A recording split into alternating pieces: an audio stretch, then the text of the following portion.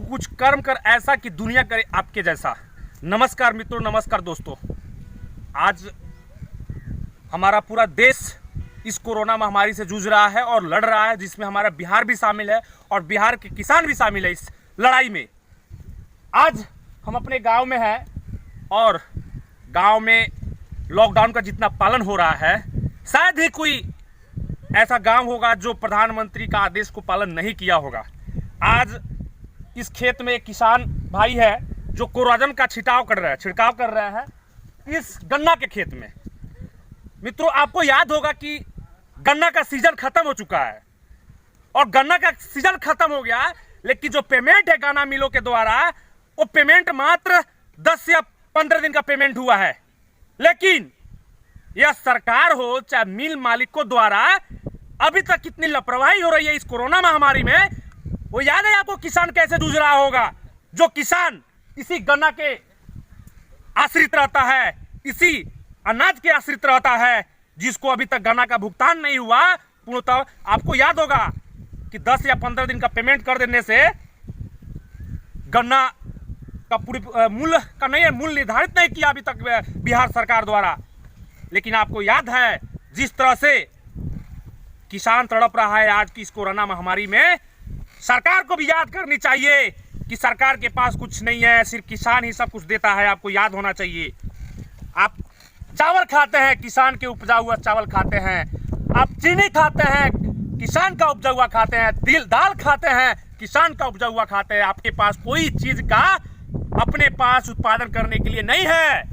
मैं आप सबको बताना चाहता हूं कि इस किसान के बेटा को जो कोटा में फंसे हुए हैं, सरकार जब उसको बुलाने पर हमारा विपक्ष एकत्र होकर आवाज उठाता है तो हमारे माननीय मुख्यमंत्री जी कहते हैं किस लॉकडाउन का उल्लंघन हो रहा है। आपको याद होगा आज 2-3 दिन पहले एक विधायक के बेटी को बुलाने के लिए गोपनीय शाखा उसको निर्देश जारी कर देता है, उसको गाड़ी का वाहन का अनुमति दे देता है, उसको कोटा से बुला लेता है। विधान पार्षद के पुत्री को मुजफ्फरपुर को उसको भी बुला लेता है। लेकिन आपको याद होगा इस किसान के बेटा कोटा में तड़प रहा है, इस मजदूर का बेटा कोटा में तड़प रहा है, लेकिन सरकार उसको लॉकडाउन का उल्लंघन बता रही है।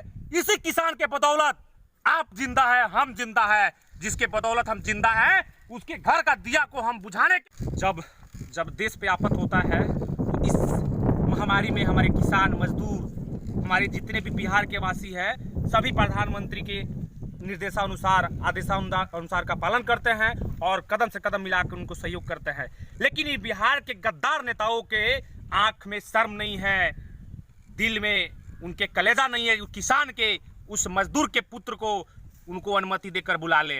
बार बार हमारे नेता प्रतिपक्ष द्वारा उनको आग्रह किया जाता है कि अन्य राज्य में, राजस्थान में, कोटा में, विभिन्न राज्यों में जो छात्र फंसे हैं, छात्राएं फंसी है, मजदूर फंसे हैं, किसान फंसे हैं, किसान के सुपुत्र फंसे हैं, उनको विशेष आग्रह पर बुलाया जाए। लेकिन यह कनबहिरी सरकार और नपुंसक नीतीश कुमार, आपको होश में आना होगा। आप किसी बड़े घटना का इंतजार में है। जब बड़ा घटना घटेगा तब आपको दिल खुलेगा, तब आपको आंख खुलेगा, तब आपका दिमाग खुलेगा। लेकिन इन बिहार के नेताओं को, बिहार के जनता को सबक सिखाना होगा।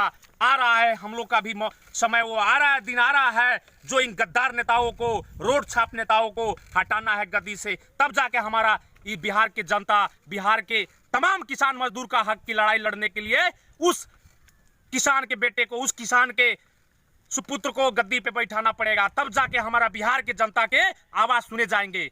मित्रों, जब तक हम और आप नहीं बदलेंगे ना, यह नीतीश कुमार के प्रशासन सरकार, आप कल देखे होंगे एक अररिया का कृषि मंत्री जी है, कृषि विभागीय पदाधिकारी हैं, जो एक होमगार्ड के जवान को अपने पैरों पर झुकवाते हैं, पैरों पर अपने रुलवाते हैं, उठक बैठक करवाते हैं। पता है क्यों?